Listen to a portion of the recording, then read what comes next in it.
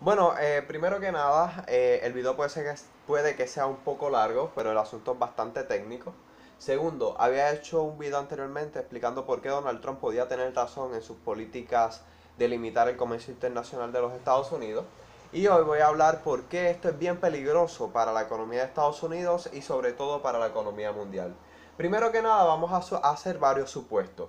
Vamos a suponer que Donald Trump realmente cumple sus promesas y pone un impuesto de cerca de un 20% que se viene hablando a los productos importados, los que no se fabrican en los Estados Unidos, pone un impuesto y baja los impuestos a los norteamericanos, principalmente a la clase rica. Y aumenta el gasto, principalmente en el área de seguridad y militar, en esto de construir el muro y vigilar la frontera.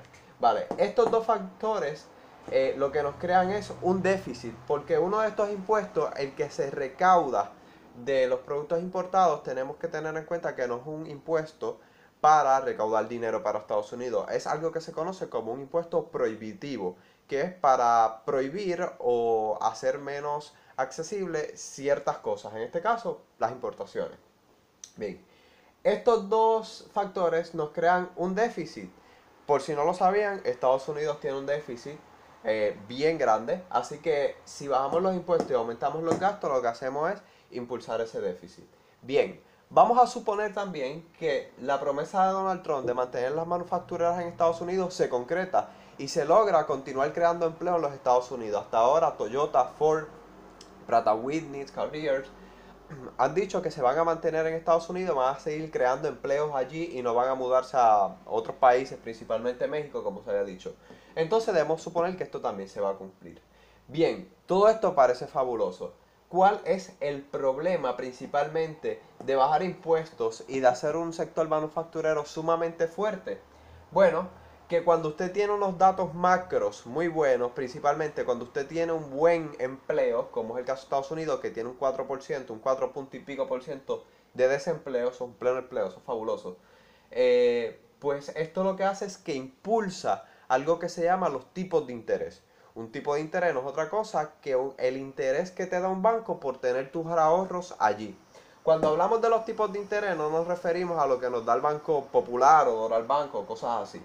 Nos referimos a que los multimillonarios deciden mover, y aquí es que viene el segundo punto, cuando subimos los tipos de interés, el efecto que esto tiene es que se pasan los ahorros a los Estados Unidos. Se hace una introducción de capital extranjero hacia los Estados Unidos. Tengamos en cuenta que un capital extranjero no es lo mismo que una inversión extranjera. Ese capital no necesariamente va a crear empleos, ¿vale?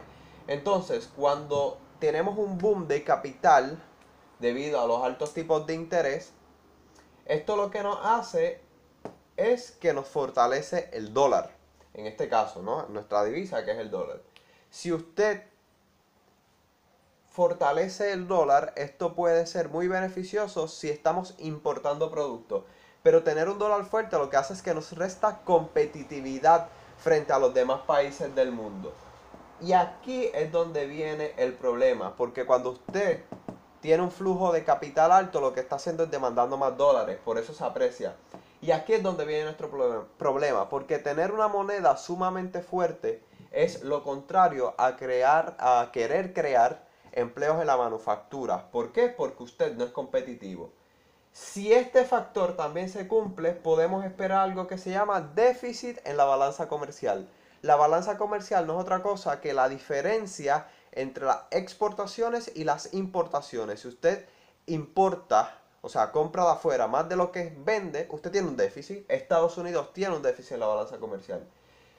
A no ser que los estadounidenses consuman absolutamente todo lo que producen, esto se debe cumplir y Estados Unidos dispararía su balanza comercial. ¿Por qué? Porque a diferencia de otros países, con una moneda fuerte y ya de por sí es caro producir en Estados Unidos, a los Estados Unidos se le hará casi imposible poder exportar el exceso de productos que ellos no consuman. ¿Por qué? Pues porque otros países no van a poder comprar los productos norteamericanos porque son muy caros en la fabricación Y encima de eso, el dólar es mucho más fuerte. Es como si yo le quiero vender este marcador a usted en euros o en dólares. Usted preferiría comprarlo en dólares porque si me lo compra en euros perdería 7 centavos de cada dólar. Y aquí es donde viene el problema. Entonces, ¿qué puede pasar? Puede pasar, una de las cosas que suele pasar en Puerto Rico, que comprar productos importados sea más barato que comprar los propios productos del país. Y esto lo que puede provocar es que los norteamericanos continúen comprando los productos de afuera, aunque tengan que pagar el porcentaje de impuestos que Trump les piensa poner. Y como Estados Unidos no puede exportar sus productos porque no tiene competitividad y son sumamente altos, podemos esperar cómo se vuelva a derrumbar el sector manufacturero en los Estados Unidos y ese impuesto de un 20%, que es lo que se viene hablando, terminarán pagándolo los mismos norteamericanos y no los mexicanos, como dice Donald Trump. Uso a México porque es el país que más se ha venido hablando en este caso de Donald Trump. Así que ese impuesto al final del día recaerá sobre los hombros de los norteamericanos nuevamente. Esto no es muy distinto a lo que pasó en la administración de Ronald Reagan, que se le puso un impuesto prohibitivo a los vehículos que venían de Japón y esos 30.000 millones de dólares que terminó costando ese impuesto, terminó pagándolo no Japón ni Toyota, sino que lo terminaron pagando los mismos norteamericanos.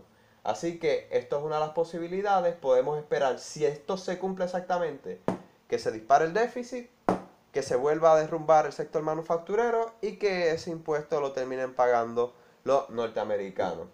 Así que eso sería todo. Esperemos que nada de esto se cumpla porque esto sería un grave problema para la economía estadounidense de aquí a varios años. Esto no ocurre de la noche a mañana, esto tomaría bastantes años.